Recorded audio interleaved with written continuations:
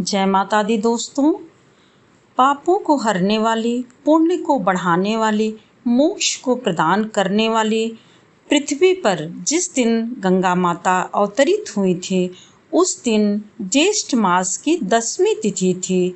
इसलिए इस दिन को हम गंगा दशहरा के नाम से जानते हैं और जहाँ तक संभव हो सके इस दिन यानी गंगा दशहरा के दिन गंगा में स्नान पूजन अवश्य करना चाहिए, परंतु ना हो सके तो नदी, पोखर, तालाब या गंगा जल मिलाकर घर में ही स्नान करना चाहिए। इस दिन हमें सूर्योदय से पूर्व उठना चाहिए। उठ करके जल मिला करके, गंगा जल मिला करके सूर्य भगवान को जल अर्पित करना चाहिए।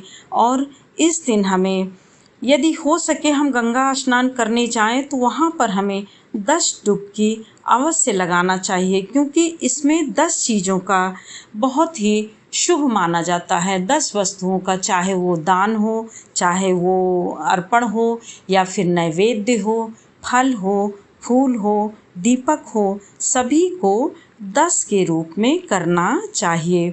चूँकि इस दिन ज्येष्ठ मास की शुक्ल पक्ष की 10वीं तिथि थी और इस तिथि का शास्त्रों में विशेष महत्व है।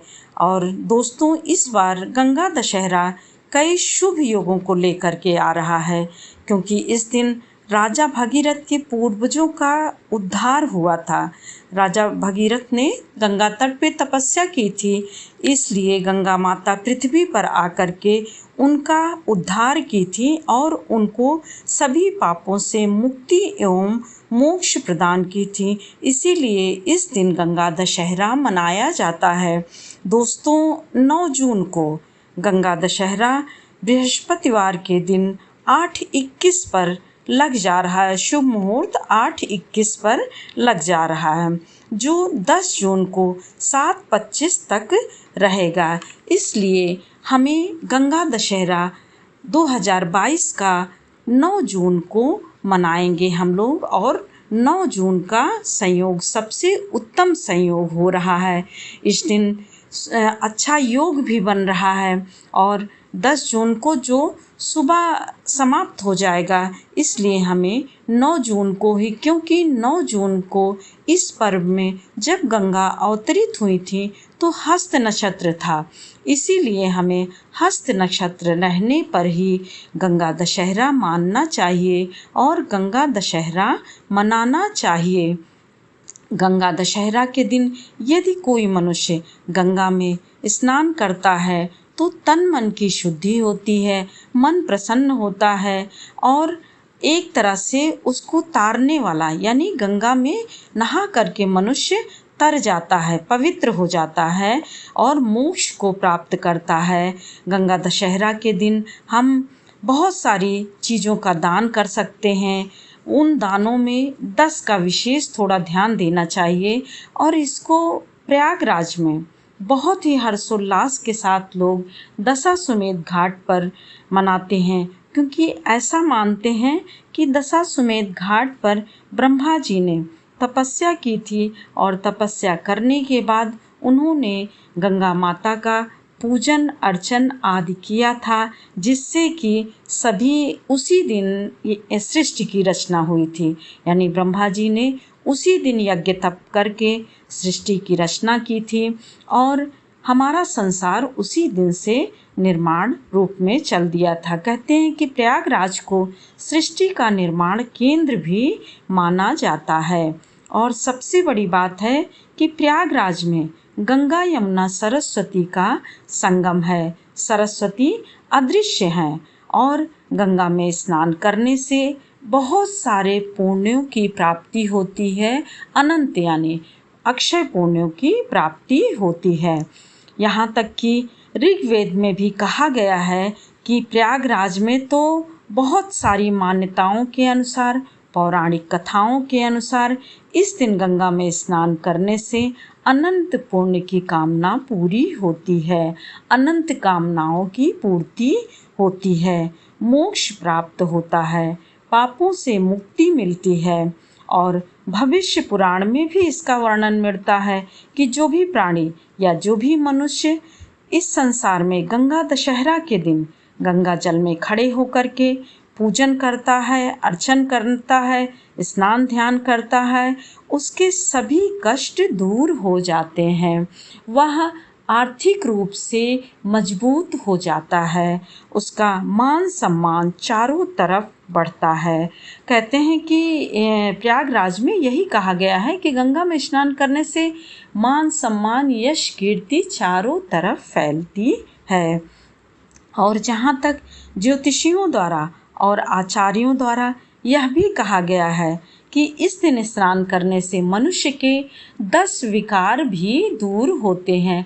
उन विकारों में आप काम, क्रोध, मद, लोभ, चोरी, इन सारे विकारों को ले लीजिए जो कि नुकसानकारी होते हैं, हमारे लिए अच्छे नहीं होते। ऐसे विकारों की समाप्ति होती है और वहीं पे हमारे अंदर दान, तप, यज्ञ, नम्र, विनोद, सहायता, ये सारी चीज़ें हमारे अंदर आती हैं। इस प्रकार हमें गंगा में इस दिन अवश्य स्नान करना चाहिए।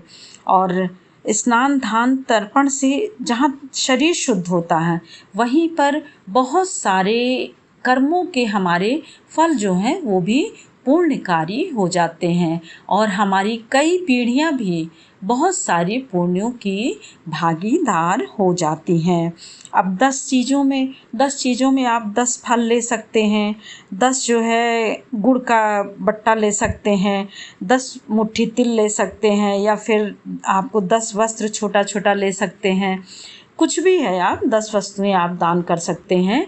और 10 वस्तुओं के साथ साथ यदि आप घड़े में जल भर करके मीठा जल जिसको कहते हैं, शक्कर मिश्रित या फिर चीनी मिश्रित, गुड़ मिश्रित करके यदि वस्त्र सहित और खरबूजा ले करके उसके मुख पर रख करके या फिर आम रख करके, घड़े के मुख पे खरबूजा है, आम है, लीची है इस समय का, या फिर तरबूज है, ये जो मौसमी फल हैं, इन सब को ले करके आप किसी भी ब्राह्मण को दक्षिणा के साथ दे सकते हैं। दान करने से आपके परिवार की उन्नति होती है, आपका परिवार खुशहाल रहता है और बहुत सी मनोकामनाओं की पूर्ति होती है।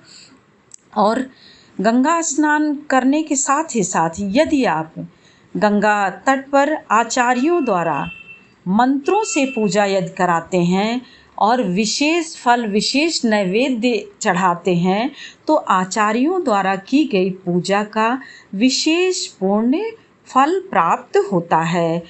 इसीलिए हो सके तो हमें आचार्यों द्वारा भी पूजा करानी चाहिए और यदि ना हो पाए तो स्वयं ही पूजा करनी चाहिए।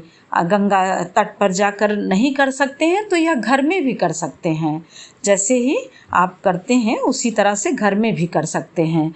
और सबसे पहले आप ये जान लीजिए कि प्रयागराज में सबसे बड़ी चीज़ है कि गंगा दशहरा के दिन चने की दाल की पूरी, पके आम का पना, आलू कद्दू की सब्जी, इमली की चटनी बनाने का प्रचलन है।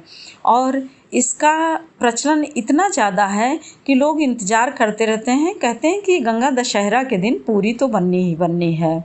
तो हमें दान तर्पण पूजन के बाद किसी ब्राह्मण को हो सके तो खिला दें, नहीं तो फिर किसी को भी दान करके, मंदिर में दान करके सभी लोग यानी प्रयागराज के वासी बड़े चाव से खाते हैं।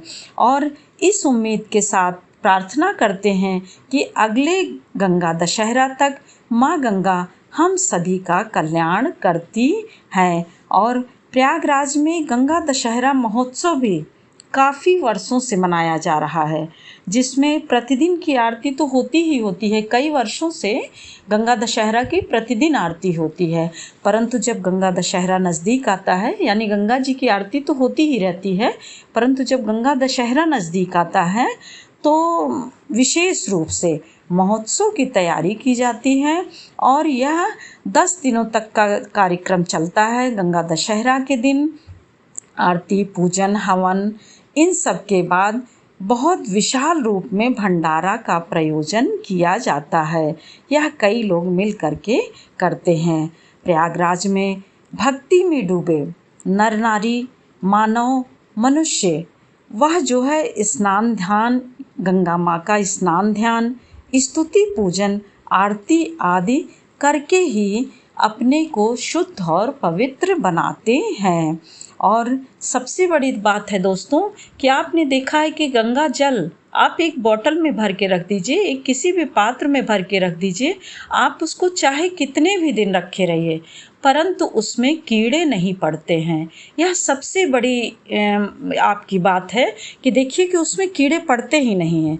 वैज्ञानिक लोग भी बहुत इस पे खोज और सारी चीज़ हो गई है, परंतु यह ऐसा पवित्र जल माना गया है कि जो कभी भी खराब नहीं होता है।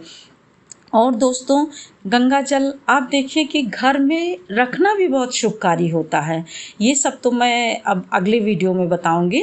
और गंगा जल के द्वारा ही समझ लीजिए कि सभी मांगलिक कार्य, शुभ कार्य, हर चीज़ में गंगा जल का प्रयोग किया जाता है।